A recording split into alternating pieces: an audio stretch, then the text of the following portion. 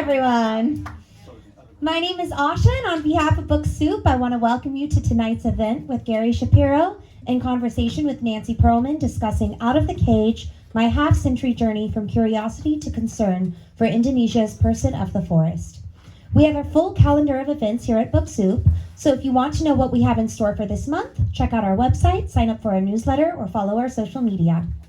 A few housekeeping notes. Please take a moment to silence your cell phones so there are no interruptions. If you'd like to purchase a copy of the book, you may grab one at the register behind you. Your purchase today supports not only our bookstore, but also this wonderful author. So thank you. Your support is much appreciated. Now to introduce our special guest, Dr. Gary Shapiro, a pioneer in great ape communication, was the first person to teach symbols and signs to examine learning and communication with an orangutan in a zoo and then with ex-captive orangutans in the wild of Borneo. The experience transformed him from being a researcher to becoming a conservationist, an environmentalist, an orangutan advocate, and an educator over a 5-decade experience. His interest and appreciation of rainforest biodiversity led to his realization that the fate of the critically endangered great red ape is inexorably tied to the future of the rainforests, the lungs of the earth. Since saving orangutans and many other species really meant saving rainforests, Shapiro co-founded the first orangutan advocacy organization, the Orangutan Foundational International, to address that need, and later co-founded the Orangutan Republic with his wife, Indriani, where he presently serves as president. His fervent hope is to find and inspire younger people who will help ensure the long-term survival of this noble species, these persons of the forest. Nancy Pearlman is an award-winning broadcaster, environmentalist, college instructor, anthropologist, editor, producer, on-air personality, and outdoors woman who has made safeguarding the Earth's ecosystems both a vocation and an avocation. She currently is serving her 4th term as an elected official on the Board of Trustees of the Los Angeles Community College District. Oh, it's an old one? Yeah, I'm ready. Not currently. I served for 16 years. I'm off. I'm trying to get back on. Take that. Yeah. Thank you. We gotta fix that. We'll save the awful. Website. Yeah. She has received many awards, including 3 Emmy nominations, and is a United Nations Environment Program Global 500 laureate. Her athletic accomplishments include being a regional 50-mile champion, an Ironman triathlete, and at age 65, climbing to the top of Africa on Kilimanjaro at 19,336 feet. Nancy is Executive Director of Educational Communications and founded the Ecology Center of Southern California, Project Ecotourism, Campus Greening, Earth Cultures, and other projects including her humanitarian work in Kenya. She is host and producer of the country's longest-running environmental radio and television series, Environmental Directions and Eco News, and having created 2,600 documentaries. Please help me give a warm welcome to Gary and Nancy.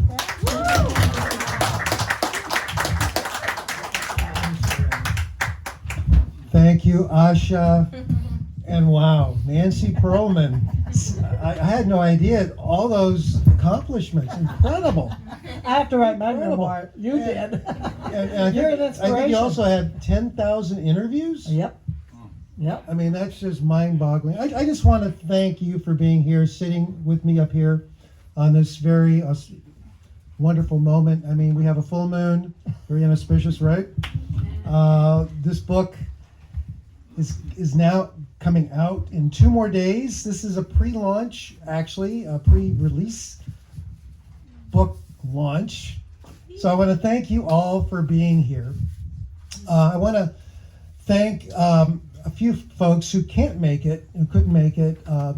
My publisher and editor, Jeffrey Chrisman from the Mad Duck Coalition. He was the one out of 70 publishers who was brave enough to actually put this into print. So I want to thank him for that.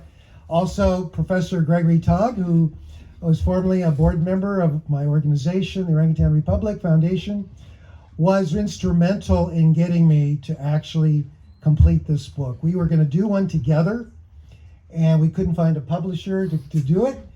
He pulled this out, did his own publication. He pushed me so hard to finish this up. So I'm very, very appreciative of him for doing that. forgot my notes here, sorry.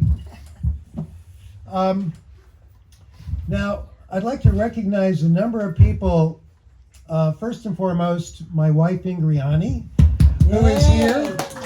She did the refreshments. She has been my, how should I call it, inspiration and certainly a thoughtful critic of what I do in my life. And it's important to have somebody who gives you thoughtful feedback, but also one of my strongest supporters. So thank you for tolerating my 50-year journey. And it's been what, 40, it's been like 39 years you've been part of this. Incredible. And again, I wanted to just thank you for that. You also know that both Ingriani and I co-founded the Orangutan Republic Foundation. We have a few former and current board members here I'd like to recognize. First of all, I'd like to mention Mike Arlen. Mike, wave your hand. Mike is, just give him a round of applause. I've known Mike since the days of my son's Boy Scouting days, right? And you've been part of this. You served on the board, and you've been a very generous person for many years for the organization. So thank you, Mike, for being here. Also, Parveen Michaels. Wave your hand, Parveen. Parveen Michaels is on our advisory board. She was the one who encouraged us to transform the Pongo Awards into the Pongo Environmental Awards. And more importantly, she insisted that we come to Book Soup and she pushed hard to make sure we were here tonight. So thank you, Parveen, for doing that. I'd also like to mention, is there any other board members here? I don't know if there are that walked in late.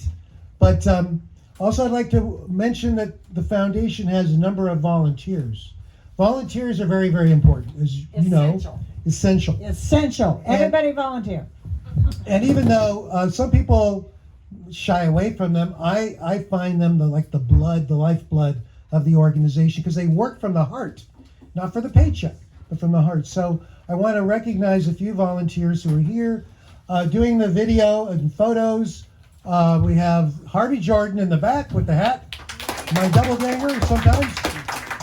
All right, thank you. We have Wendy Hool, who's sitting over here on the side. She came in a little bit late. Thank you, Wendy. Also, we've got anybody else here who's a volunteer I can't see in the back. Oh, David Blake, a talented musician who volunteers his musical services to our events. Thanks, David, for here. He's here with his mom also. Thank you for coming. And let's see. Wendy Weissman is here as well. Thank you, Wendy. Also, longtime volunteer. And I know I've got Mortimer Canepa in the back. Wave your hand. Mortimer was with me on the last Eco Tour. He and his mom, Harriet Selling, who's going to be here tonight, are going to be hosting our gala in April in Malibu at her amazing mansion in the Malibu, the hills overlooking Malibu, right? Yes, that's correct. And we're looking forward, hopefully in the next several days when she makes it here, to do a walkthrough and prepare. It's going to be an amazing event. I really hope that you guys will think about coming out and support us that way. But even before that, in 1 month from today, on November 17th, we are having our annual fundraiser in Santa Monica at the former Magicopolis, now called the Illusion Magic Lounge on 4th Street. We have some material here, a little brochure, not a brochure, it's a little poster. We have some bookmarks my wife's holding up. Please take some with you. It's got a QR code, pass them out to people.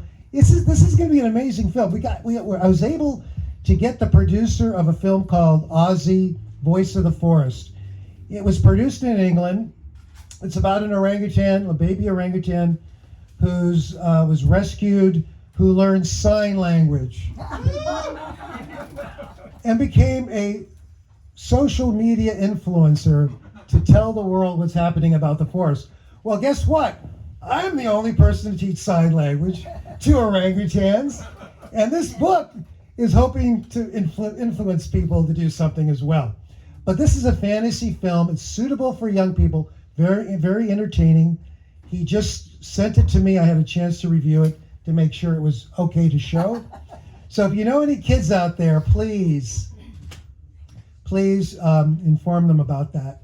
And I hope you will buy tickets, and let's fill that audience or the auditorium, about 150 seats, and that will really help us out. So I think that's all I have to say about that. And from there, I'm going to turn it over to you. Maybe we can start a conversation about the book and other Well, things. we'll have a conversation, but quite frankly, you have to read the book because I have known Gary since the 80s. I had him on my TV show when he was talking about orangutans and working. I didn't know him from the beginning, but pretty close to a few decades we've been friends.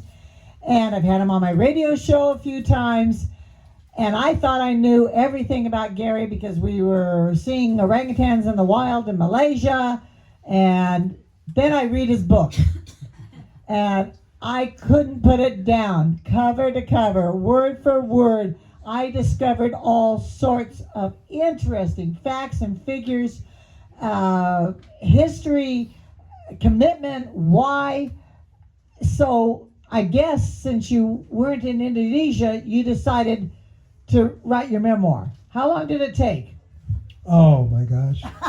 You know, I was in Borneo the first time from 1978 to 1980, and I made a return trip the year later to test a hypothesis for my dissertation. And then there was a break of period of time, and then I helped found the Orangutan Foundation International. Sorry.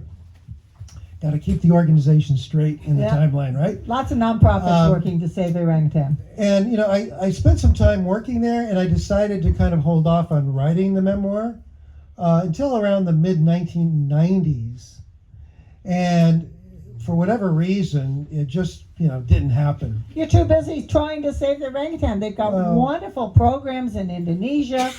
I went and saw orangutans with him when he helped organize the Great Apes Conference about all the 5 great apes. And I'm an anthropologist. Should we tell them? Does everybody know who the 5 great apes are? Come on, let's hear them. Gorillas, chimpanzees, bonobo, orangutan. And the fifth? Yeah. But what I didn't know, and I don't know if we should tell the whole story because I want you to read the book, and when there's a mystery involved, you don't necessarily want to tell what the ending is. But why did he teach a wild orangutan sign language? Oh, whoa. Wild? No wild. No? No, these are ex-captives. But they weren't in a zoo. They weren't in a zoo, Yeah. but there's a distinction between a wild orangutan, because even today we do not want to take ex-captives that have been with humans and reintroduce them into the wild population for a variety of reasons, health and safety, and the cultural, quote-unquote, transformation that might take place. Because they learn a lot with humans, and if you're studying wild orangutans, you now see this one up in the tree brushing its teeth, and you think it's a wild... It's like, what the heck, right? We don't want that. Okay, so... Well, I'm glad you clarified that. That's a very important point. But it's in the very beginning of the book. Oh, one more thing. I'll tell you one thing. We almost lost some funding because there was a woman who thought I was teaching sign language to wild orangutans and made a big stink about it to National Geographic. And we had to explain, no, these were ex-captives, not wild. I would never try to interfere with a wild orangutan and do that. But again, ex-captives. But he did it because he was asked to solve a murder mystery. True. Murder? Murder. Are you going to let them read the book, or what do you want to tell us about it? Well, yeah, now that you let the cat out of the bag, Nancy. The cat or the orangutan? The orangutan. Yeah, no, that was how I got the chance to go out, was that the woman who ran Camp Leakey, Birute Galdikas, she's like one of the Leaky Angels, right? You had Diane Fossey, Jane Goodall, and Birute. She had met my professor, Roger Fouts, at a conference several years before and knew from what Roger had presented that chimpanzees could learn how to sign. And when, in fact, the first signing chimpanzee, Washoe, was the inspiration for what I was doing. But at the time, I was working with chimpanzees in Oklahoma, and Roger got a call from Barute saying, I want somebody to come out here and solve this mystery, because one of the orangutans, she suspected of murdering another. And it was like, okay, well, if this gets my foot into the door, I'm out there. And I remember immediately saying, I'm going. Here I was working in Oklahoma, and I talk about this in the book, so I don't want to say too much about it, but frankly, I mean, I can add a little bit more flavor to it here, since you're all here. And, you know, it took over a year to get the permits to go out. But eventually I was upstream, and in the book I talk about the trip going up and how amazing it was. But Upstream, because it's a rainforest. it's in a rainforest, and it's really in a water world, because you can't drive a Jeep or a four-wheel out there. You have to take a boat called a klotok. So for those of us who've been on eco tours with me, one of the nicest things is taking the boat upriver. Have you done that with me yet? Well, not in Indonesia. We were together in Malaysia, so hopefully we'll have an eco tour next year, and we can all go Okay. and enjoy. But as I said, I've known Gary for a long time, and when I first met him, and every time since I see him, he always shows me the picture of his daughter. Now, I've never seen a human daughter. What does he pull out? An orangutan picture. And I'm wondering, how does your real human son feel about having an orangutan sister? Well, I'll tell you, he's actually kind of proud. And he's met his orangutan sister, his older sister, way back when we first took him out. I think he was like 5 years old or 4. Hey, sweetie, how old was Jason when we first went out there? I think it was 3 or 4. 3 or 4. As soon as she felt comfortable taking him out, Jason came out and met his big sister. And, you know, I think he thinks of her in very fond ways. But I think that what people have to realize is that orangutans, basically, you can correct me, you're the scientist, I'm just the conservationist trying to save them. I think that they've got a mental capability of about a 3-year-old, a human, something around there. I would push it up a little higher than that. Smart animals. You know, even during the first 2 years of their sensory motor intelligence series, they parallel humans for the first 2 years. But in many, many ways, you could also see that they are much more sophisticated than kids 3, 4, 5 in certain domains. And I would say, if you looked at intelligence in other ways, like kinesthetics, you know, how they move, they're probably more advanced than, you know, some adults. And how they move through the forest, their way of seeing their 3D environment in the rainforest. So I think it just depends. But if you're thinking about their mathematical skills, some of them are pretty smart. Well, they're basically considered a sentient being. They have that capability. And I don't know what chapter it is, and that was something you hadn't told me about how Argentina actually made a Supreme Court ruling in Argentina that they had the same status as a human being. Maybe you can clarify that. Well, I'll clarify. It wasn't the Supreme Court. It was a judge in one of the... Well, thank the judge. Yes, the judge. Her name is Liberatori. What a wonderful name. And again, what she did was she, for the first time, gave an orangutan, a non-human animal, personhood status. It was first reported in the press as being a writ of habeas corpus that gave her this position in the court, but it was actually something called amparo. It's a Latin American legal term, which is almost like a writ of habeas corpus, but it got her foot in the door, as it were, and she was given her time in court. And the legal firm, the animal rights group, was able then to, they asked me and 2 others, Leif Cox and Sean Thompson, another very talented writer, to appear via Skype in the court to testify and to provide evidence as to why Sandra should be allowed to leave the zoo and where she would go. And so that's what I did. I was able to be in court via that. But the medium. sad part is, when she came to the United States, she lost her personhood status Yeah. because we don't have it. And in fact, that's something I would like you to address. Your story about your research and finding out more about orangutans and trying to save them and trying to work with the local communities and educate them that these animals need to be in the wild, and ecotourists can go and provide money to the local community so they don't feel they have to sell them off into the pet trade, which no wild animal should be in the pet trade. But we don't want to talk too much. We all know that the rainforests are being cut, the animals are being threatened, the rainforests are being logged, people are stealing the animals, there are threats involved, and these animals everywhere in the world should have personhood status. And what is the current status of the orangutan? Because how many were there and how many are there now? Some really great questions and a lot of different answers. I'm going to try to take it from a position where orangutans in Indonesia are protected under law. They have that protected status under a number of laws. But, it's only on paper, especially if you don't have enforcement of the laws in the field. And that becomes the challenging part. You have a country like Indonesia, which I love dearly. I've gotten to know it over the time I've been there.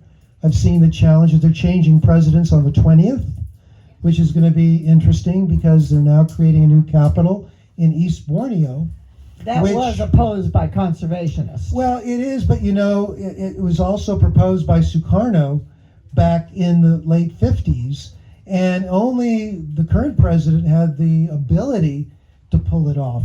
Now, the good news, there's no wild orangutan populations in that area. On the other hand, there is the sprawl that I believe could take place that might impact other biodiversity living there. So we are going to be monitoring, and this is the thing that I think is so encouraging. There's a growing, burgeoning set of conservationism in Indonesia amongst the youth. And I think it's due in part because of the promoting it in the press, because of what other groups have been doing over the years. It's starting to bear fruit. And things like our orangutan caring scholarships, which are now entering the 20th year, we are getting young people who are going into conservation as a profession. And from that perspective, they can articulate the issues as voters and to their community, especially in areas where orangutans are still free ranging. That to me is so important, Nancy, is to be able to get these young people to inspire a new generation. And that's what I believe the future looks for right now. What were the numbers? What are the numbers? Well, I would say probably when I first got out there, we thought there was only maybe 35,000. But, we were wrong. There were hundreds of thousands at that time. In the late 1970s, there was probably a couple of 100,000. And what happened was we just didn't know where the populations were. They weren't doing the surveys regularly. Now it's happening like every 10 years. We're due up for another one really soon. And between 1999 and like 2015, over that period of time, we lost about half of them. Over maybe 100,000 were lost because of what was happening, particularly outside of the protected areas. And this was in the conversion of the rainforest, not so much for timber, but for estate plantations. And then the hunting that was also going on outside by many of the indigenous groups. So we had no idea we're doing this. But a study was done, and it really brought this problem to light. And it did so in a way that we can now say there's about 13,600 in Sumatra of the Pongo abeli. This is the Sumatran orangutan from North Sumatra. There's about 800 Pongo tapanuli, this newly described species that are south of Lake Toba.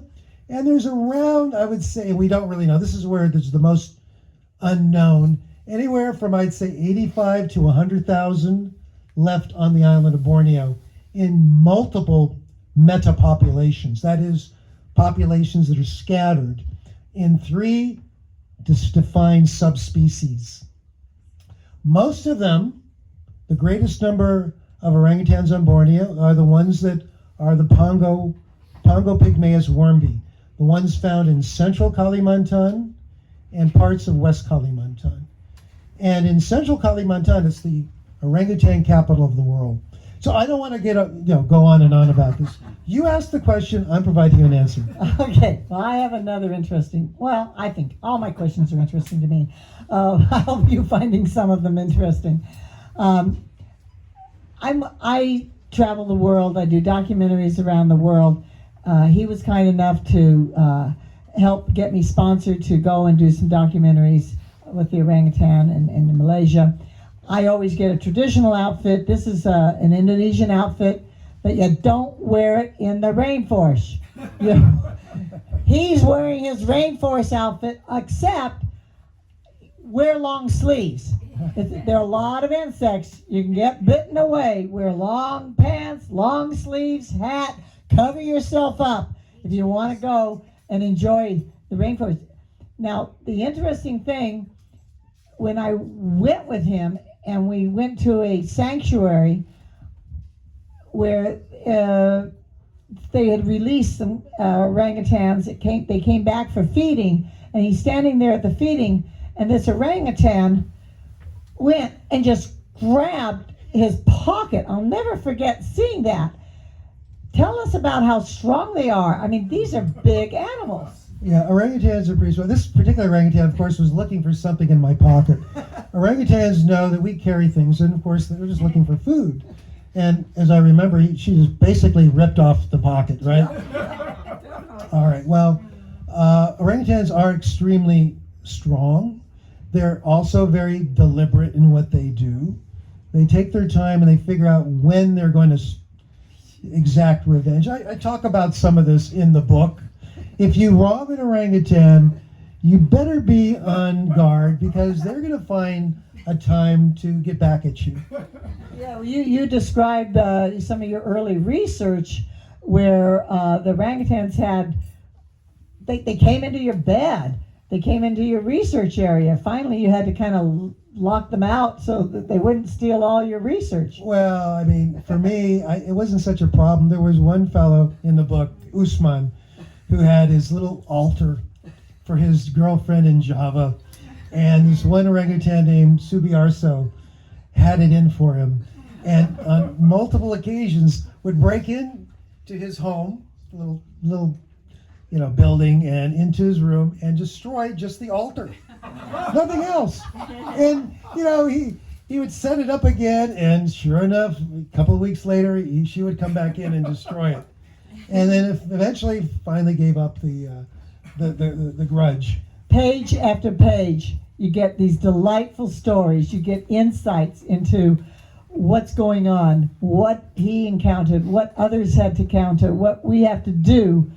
And I think that's, I mean, I've been wanting to save orangutans forever, but you read this, you can't help but not want to save them. What should people do other than read your book?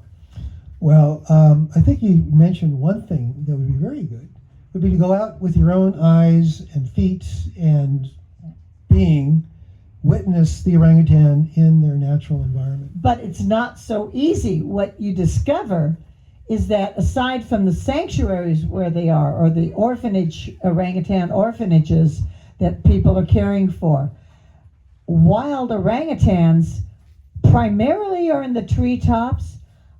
They have discovered that they do stay in some groups, but they're more singular.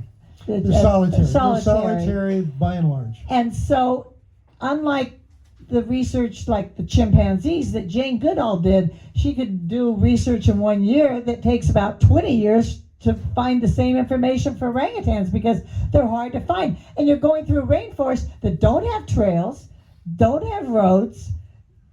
You got to walk through a lot. describe the place Well, and how you do I'll it. be honest with you. It is very, very challenging if you've ever done an orangutan follow. And a few of us here have done that. I know, Wendy, you've done that before. You got to get up before dawn and get out to their nests where they spent the night and just track. And you may be tracking them through the swamp forests, which are hard to do. And you may not be seeing trails, as you pointed out. At Camp Leakey, there are like hundreds of kilometers of trails that were cut out. But there are other areas outside of Tanju Puting and Camp Leakey where people are studying them. They may not have the trails. So if you're going to study a population, you've got to kind of be there for a while. Females set up their home range in one area.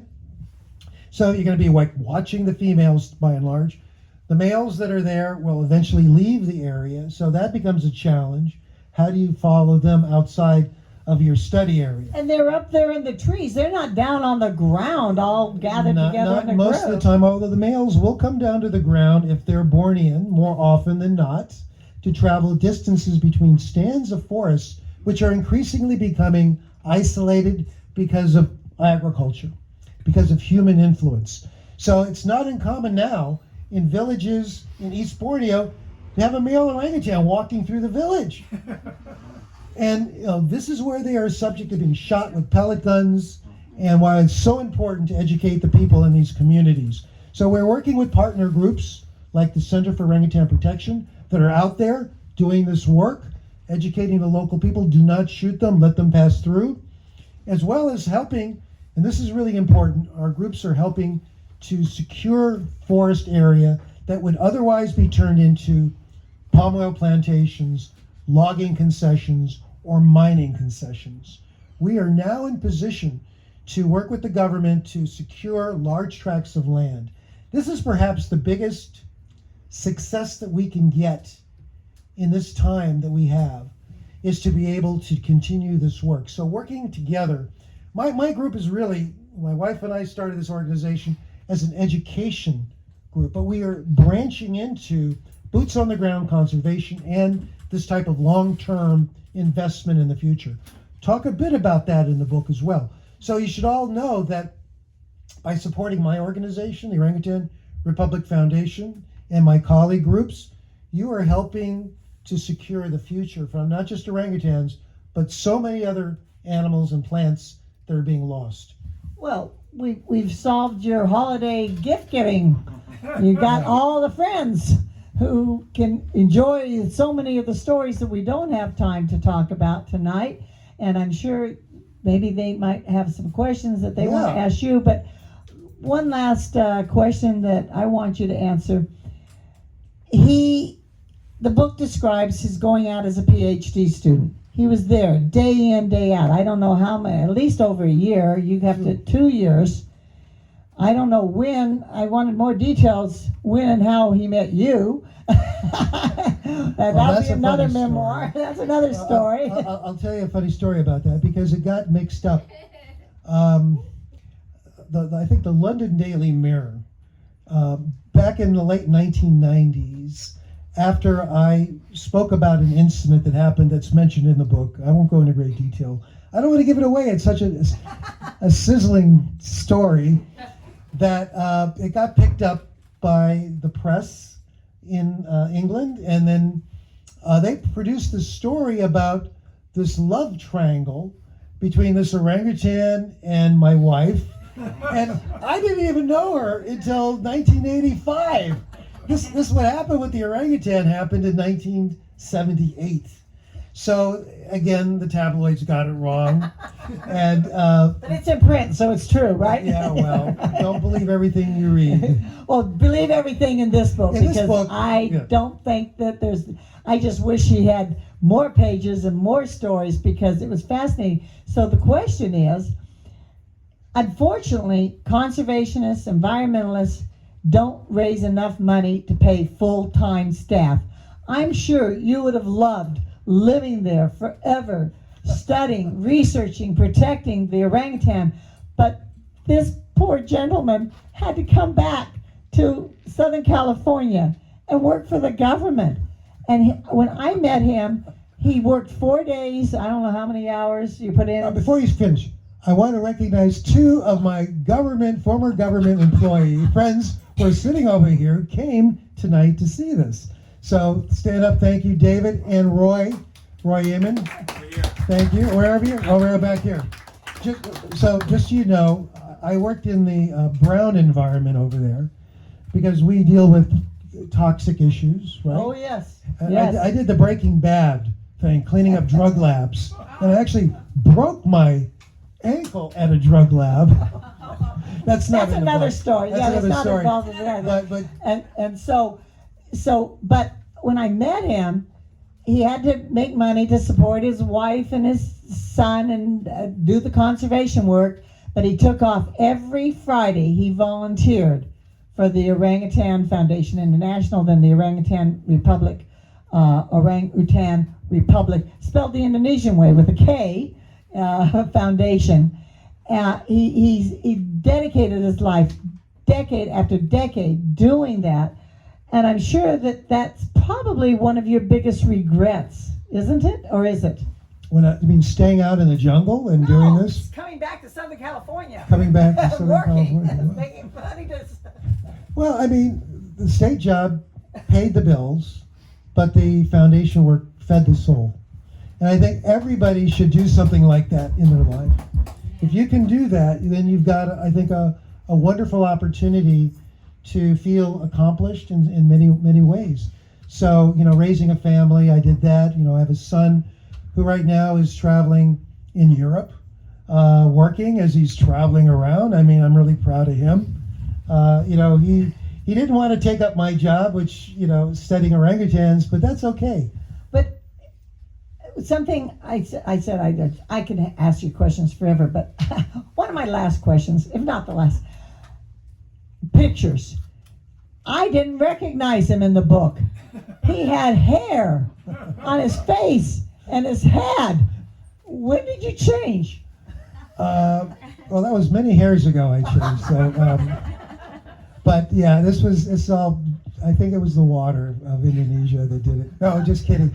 It is sex-linked characters. So the question is, you kept detailed notes. You're a scientist. That's why he was able to write a memoir that's so detailed, and yet he wrote it in a very, how should I say, not novel-like fashion, but just conversational fashion. It wasn't heavy duty. You can just enjoy reading it instead of watching a TV show or movie. Yeah. But pictures in the 70s and 80s, 90s, we didn't have the cell phone. We didn't have the constant picture taking. How many pictures did you take? And could the papers and the pictures survive in that humid environment? What did you have to go through? Because you only have a fraction of what I'm sure is in your collection. Right, yeah. Well, we had National Geographic providing film for us. So when we were out there, we were shooting quite a bit of film. And then Kodachrome, right? We were doing the Kodachrome thing. And then there was also some 16 millimeter that Rod was doing. And then in 1980, I got the first generation VHS tape deck that allowed me to do some video work, which was historic stuff. And it hasn't been seen by too many people. A little bit of things on YouTube that you can see of me swimming with Princess, for example, and maybe you've seen that before. Princess is his daughter. Orangutan daughter. But you just digitize it now. We're keeping it going, so thankfully we have that. And so it's accessible to people by going onto your organization website.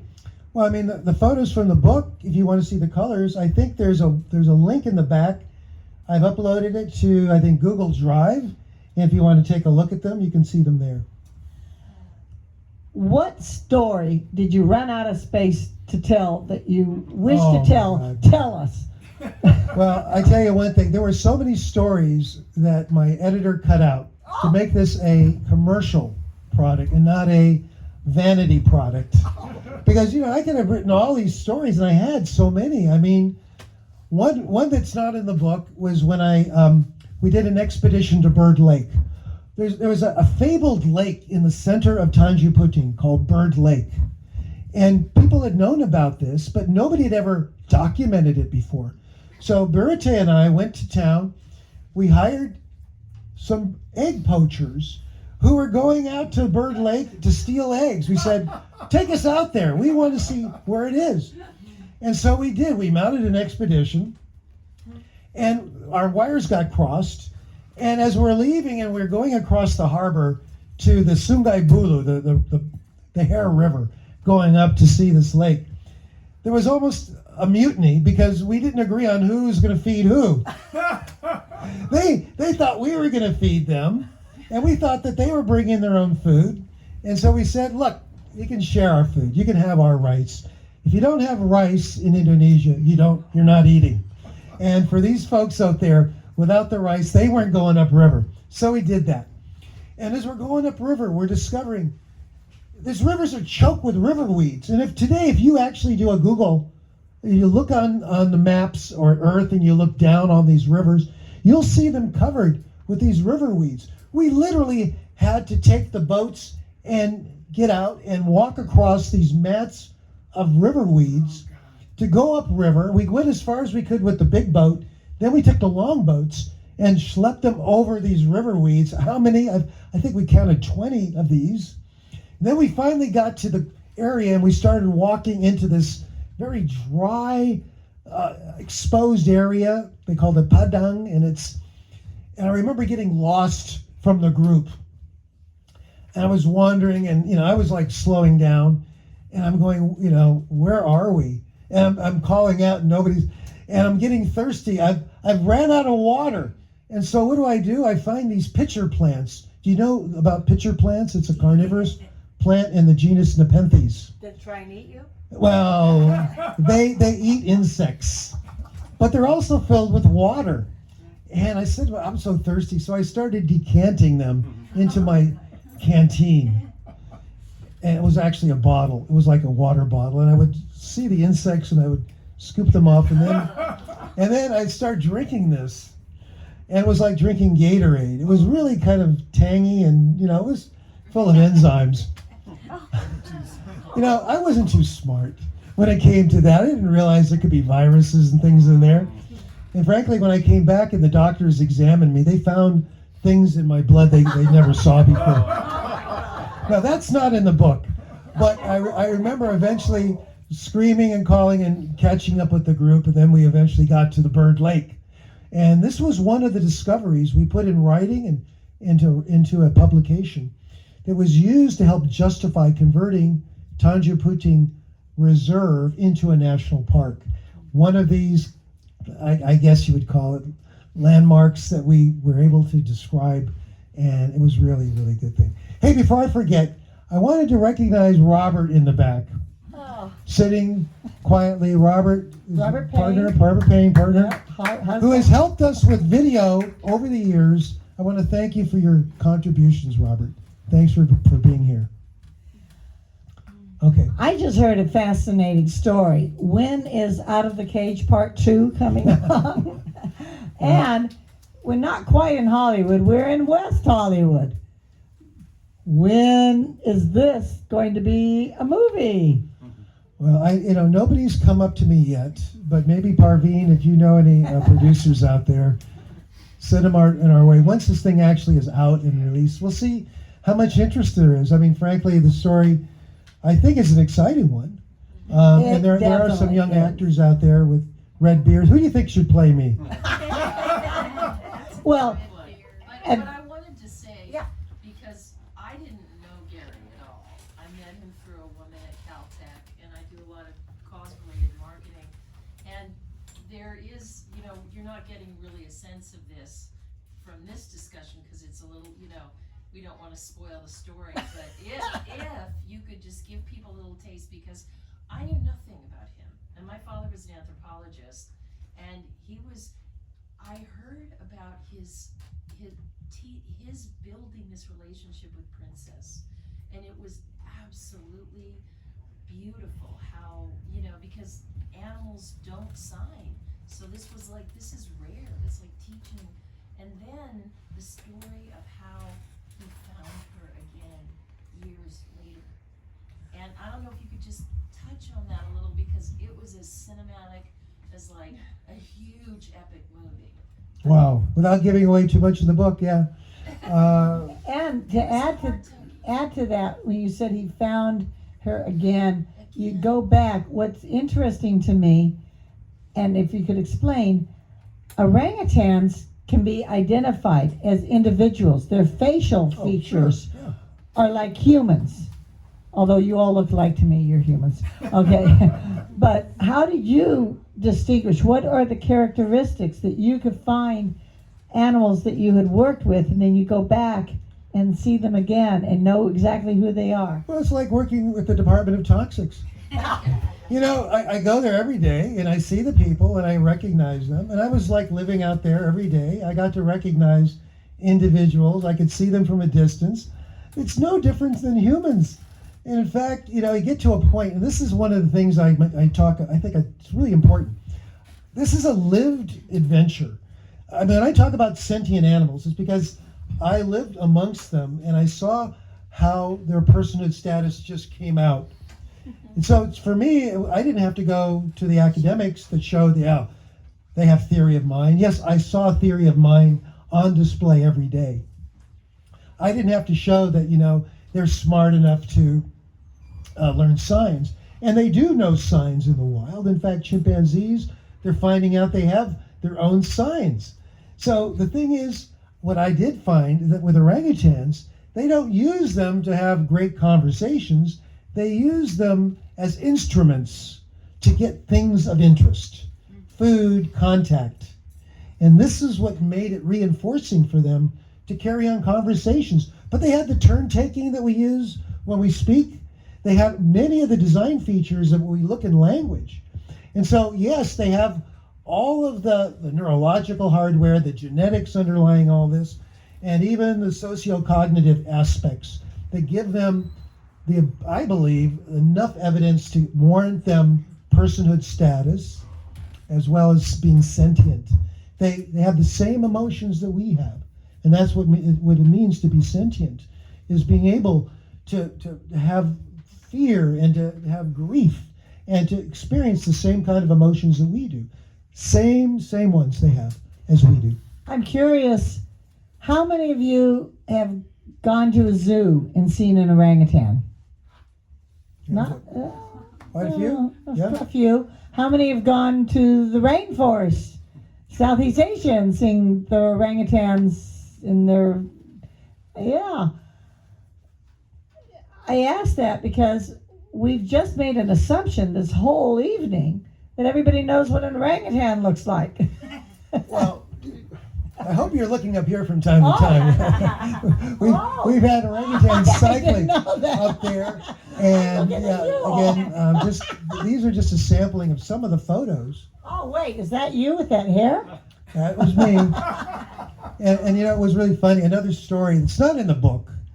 I don't believe it was in the book. It might be in the book. But I had to take Princess into town, and she used to like ride on my shoulder.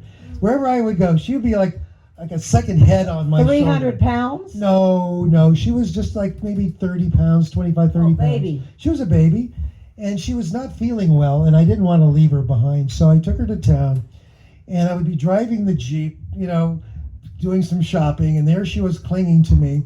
And I pulled up at like one of the few stop signs they had, and all these kids started rushing around the Jeep. And they were pointing. I said, they asked me, who is she? I said, that's my daughter. And they go, what? I said, yeah, I pulled on my red beard. I said, you see? Same color. And they go, okay. And I just drove off. And I was just wondering, what the heck were they thinking after that? You know? Because sadly, where a lot of wildlife, whether or not it's in Africa or in Southeast Asia, the local community people have never gotten to go on the wildlife safaris. They've never gotten to see the wildlife in the wild. They need the education in their schools. Absolutely, yeah. And you provide that. You provide scholarships and training. And since you have to be here, except when you fly back and forth, you have trained other people to continue your work studying and preserving and helping the orangutan. I'll tell you what we do. What I've been doing is helping young conservation educators stand up as organizations. In other words, they want to do the work. And so we're helping to provide the funding and the oversight and the mentorship too. So we're now concluding a 5-year program with a group called Yayasan Sumatra Hijau Lestari, which is the Green Conservation Sumatran Green Foundation. And so their mission is to go into communities around the national park, the Gunung Luser National Park, and to educate the children, the farmers, and even the officials about orangutans and why they're protected, what they can do to keep them safe when they wander out of the forest, as well as improving their livelihood, because it's not enough to tell them, don't use the forest, don't hurt orangutans. Let's give them alternatives. And that is a formula that's working around the world, South America, Africa, working with the local people in programs that are helping them, not just educate them, to give them a livelihood boost, because they're living marginally most of the time. They're not in the cities making big salaries, but they need enough to be able to send their kids to school. So helping them find marketplaces for sustainably produced products, that is another good thing we can do. I'm sure you all have some curious questions. I'll ask my last curiosity question. You distinguish at the very beginning, you corrected me about wild orangutans versus ex-captive orangutans. How many ex-captive orangutans did you meet? How many wild orangutans did you see? What kind of numbers did you keep? Well, it was skewed towards the ex-captives, I'll tell you. I went on a few orangutan follows. I mean, that was one of the first things Birute told me to do. Go out, you got to go out and follow wild orangutans. If you really want to know orangutans, you got to go out there and do that. So I did that. And I did the tree counting. We had tree plots out there as well. So I went out with the staff that were trained to do this every day. But frankly, my job was to teach the sign language. So I got to know several dozen ex-captives over the years, and I got to know them by name. You recognize their children? Yeah, actually I do. In fact, one classic one is Tom, son of Tutut, who I got to know as a youngster. And the same, the characteristics of the eyes set close together, long face, just like people. You can recognize families through just the facial characteristics. Same with orangutans. So like I said, you spend enough time out there, you start to cue in to those characteristics that allow you to recognize them, even after periods of time, long periods of time. Well, I didn't bring my stopwatch, and I'm sure I've gone over the length of time you asked me to ask you questions. That's exactly what I want to do, because after the formal presentation here and the questions, he will sign your book. They've got beautiful hardcover books there. He'll autograph them and sign them, and he'll sign some for your holiday presents. Who's got the most curious question here? Okay, you're not so curious. Who's got a question? Any question? Yes, over here first. David. I can't see you. I was wondering, so, with all the studies they've been doing with de-extinction and starting to figure out cloning and stuff like that, what would that do for the problems with orangutans? If all of a sudden they could clone orangutans and then put them back in the wild, would that be more damaging to the problem, and how? Cloning orangutans? Well, first of all, it would probably be very difficult to do that, number one. And I've heard all kinds of these interesting solutions, tech solutions to the problem. Everything from, well, let's take them to other islands, and let's let them reproduce there, because they breed very well when they're not disturbed. In fact, many zoos have them on birth control. So it's really important. And of course, there's also this issue of the Sumatran hybrid, Sumatran Bornean hybrid. We don't want to breed them together. So they're being managed very carefully. But I think, the biggest issue is we do not want to do anything to take the eye off the bigger picture, which is orangutans are the ambassadors of the forest in which they live. We don't want to start to put new animals in that would be genetically identical, for example, like a clone, nor do we want to move them to new areas just because it's expedient for some palm oil company to get rid of them off of their estate. So one of the things we talk about is making sure the government realizes that they're critically endangered. We want to keep protecting those areas that are threatened. We want to help ensure their long-term survival and not do anything to disrupt that. I saw a hand, another hand back there. One thing that I'd like, we have to go, but I wanted to say to everyone, the idea of ecotourism is so amazing. Watching these communities in different parts of the world that I've been, including Indonesia, where people are able then to be employed. And when we went into the rainforest, seeing the dedication of the people that guided us toward the preservation of the natural rainforest and the animals that live there. Thank you, And Sandy. as a You have an opportunity to do an ecotourism thing.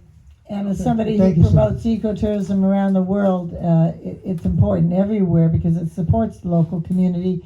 And it's great to support the people leading the guides and helping out. But it's even greater when you go on a tour with somebody like Gary, because you got insights that nobody else can provide. And I'm it's working an on a new one. incredible experience. I'm working on a new one for late 2025, early 2026. So. Oh, make it earlier, please. No, we have to. We got to schedule it in. It takes But time. Let me just back up a second because Sandy talked about ecotourism being very important, what the people are doing out there. Two other things people should do to help orangutans. Number one is to shop smart. When it comes to commodities like products that might have palm oil, see if the product is sustainably sourced. It may not say RSPO on it, but you can always contact the producer to find out if the oils that they use in there are responsibly produced, are sustainably produced. And it's That's important something you to can do. question these companies because I get as an environment. I have a new radio show every week, and I get these products, and everybody's claiming, "Oh, this is ecological, this is sustainable," and then I ask them on the air, "Well, how's it sourced? Where is your material from? How is it produced? Is it fair trade? Are the wildlife being protected?" They don't know and they don't care. So put them on the spot. Ask them. It's really important. And so whether it's palm oil, timber, whatever it is, whatever the commodity is, There's certification programs there are for timber, certifications. sustainable The RSPO forestry. is the gold standard, by the way, and there'll be a meeting next month. We have a representation on that. We are the voice of the orangutan. And this year, they're actually, every 5 years, they make the standards for what is considered sustainable more stringent. And I got to tell you, it's really challenging. When you make it harder for a company to prove they're sustainable, you get pushback because it costs more for them to do it. But at the same time, it's like reeling in a shark. You can't pull And you too hard. sometimes you have gotta to be pay a very, few very extra gentle. dollars to be ecological. And then you got to support it as well. If people aren't buying the sustainably produced palm oil, why should people do it? So it's a complex answer that demands deeper thinking, and frankly, most people aren't willing to go there. But that's why having this conversation is so important, is to really look at where your commodities are coming from. If you really care about saving, orangutans and other species in the wild. We had a gentleman back here that had a question. I saw a hand. Yes. I have a question. During these years, have you ever brought an orangutan from Indonesia to America, like to have as one that you really more affection? Like a mascot? Maybe it's not loud, because it's an endangered species, but maybe you'd love to, right? Well, I'm a little bit hard of hearing, but I think he's asking, why don't you have a wild, a captive orangutan with you to show? well, it really goes against our principles of removing them. We, believe it or not, years ago, this is where Baruta and I are on the same page. The local Regency head wanted an orangutan from Camp Leakey to come to his parade to show off the orangutans. We were dead set against it. We don't want to put orangutans into this kind of space of exploitation. Number one, they're not choosing to come to America or any place. You know, they have autonomy. They should be free to choose where they want to go. And, you know, if one made that choice, said, yeah, I'd like to come to America and to meet the people, that wouldn't be a real orangutan. That's a projection we would like to see them do. By the way, my book, I wanted to let you know, it's not rich interpretation of what orangutans do. This is authentic, it is accurate, I don't make stuff up. This is what orangutans, what I saw them doing, and I collected that data, and I did my best to stay within those bounds. You succeeded. And I didn't like to say, well, when I taught Rini the sign for nut, oh, she's using it to call you nutty. No, she was asking for a peanut. And that's what I'm talking about here. No rich interpretation. I kept it very, very tight. And this is why we should oppose Hollywood TV movies that use wild animals Or living animals. or living animals as actors. As actors. They didn't ask to do it. And many of those are now have been retired to the Center for Great Apes in Florida, where Sandra is, and where Bubbles the chimp is, and where many of the Barasini orangutan, Poppy is there. There are so many of these ex-actors that are now retired because many of the people realize that it was foolish to use them in exploitative modes like this, just so that we could laugh at them. I find that very, very insulting. Orangutans are very majestic, very proud animals. When you go out and you see a male doing a long call, you can't help but to be Can you do a long amazed. call? Well, of course. Well, shall we? Yeah. Let's hear Would you a like to round hear of it? applause. Let's hear a round. Let's get our actor here.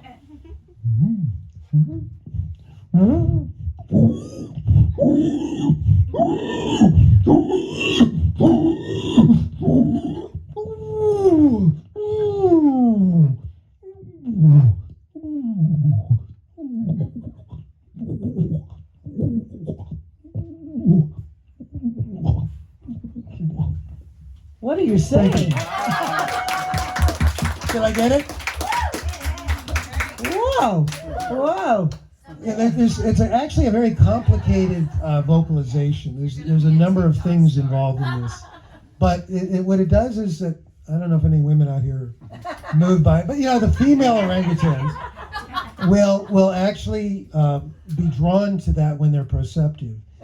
And the flangeless males that are wandering around in the cheek-padded males' home range will be affected by it. They will not produce testosterone to a level where they will shoot out their cheek pads. The sound of a long call is enough to keep the male from getting those cheek pads. And this may persist for many, many years until the male leaves the natal area, wanders far enough away, and then it'll start to surge. And then they come back with the pads on. They may be ready to battle. How long does the baby stay with the mother? And I assume when the baby is with the mother, she's not receptive to the men. That's true. And that's why the interbirth interval is so long. So as long as the youngster is still suckling, and they can suckle up to 8 years.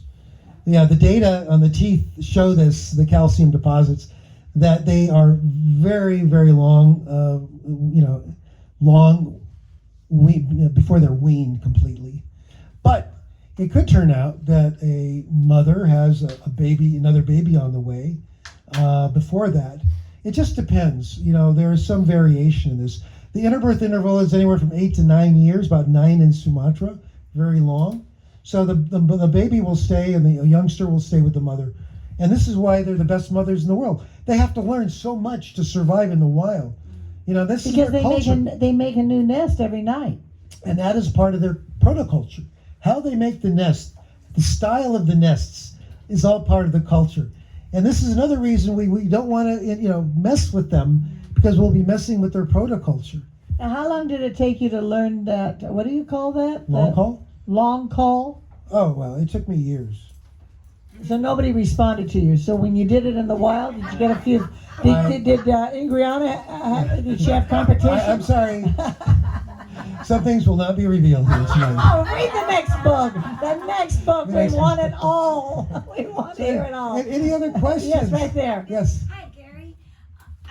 We all know it's education, and are the communities really going after the education to educate the young ones to go up? And are they aware of the sustainable palm oil while their dads are going over there? I mean, it's such conflict. It is. It's complicated, and unless you're over there and you get to know what's happening. So if you go to Sumatra, where palm oil has been there for over 100 years, it's quite different than in being in Borneo, where they've just over the last 20 some odd years have changed the landscape and are still doing that. Although there's been a moratorium on it, the government has actually been reducing deforestation. We have to applaud the Indonesian government for that. They should be applauded when they're doing something good. So They have to deforestation definitely has let been them know. dropping. And unlike in South America, for example, where it was, well, I think now Brazil's we're still destroying. we're still, but they have a getting new into president that's highways. been doing it. My point is that in areas like in Sumatra, where small holders have been doing palm oil for quite some time, we want to get to the children of these farmers. We don't want to vilify their parents, Right. because this is really a crop that they can feed their kids, and hopefully it's a fallback crop if the prices are right and they can't sell something else. But we encourage polyculture, not monoculture.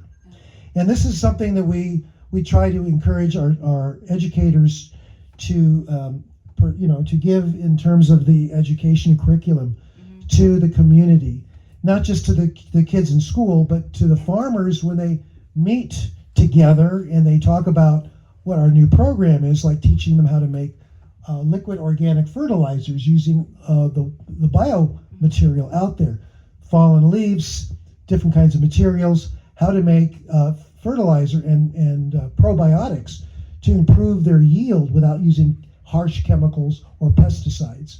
So this is the kind of thing that is really helping out, because it saves money, it's less destructive, it's also less polluting on the environment, and it is working.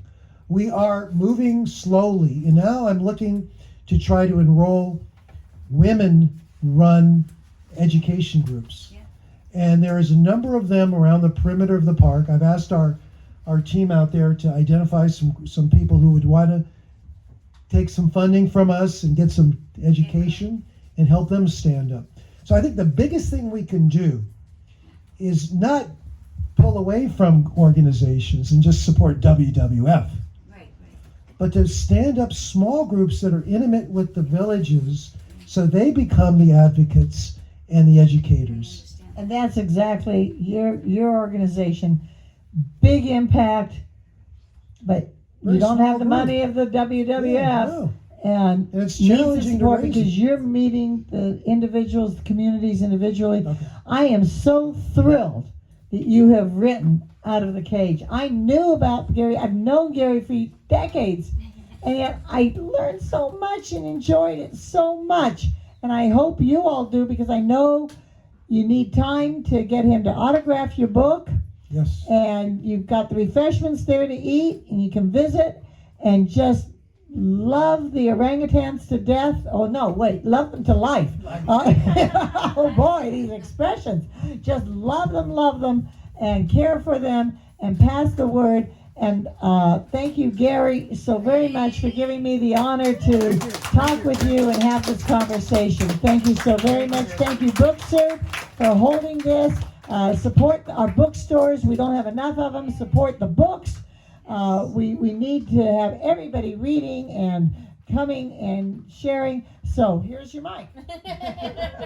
Give it up for Nancy and Gary. Thank you everyone so much for coming. We'll be doing the signing right here. If you already have your book, you can form a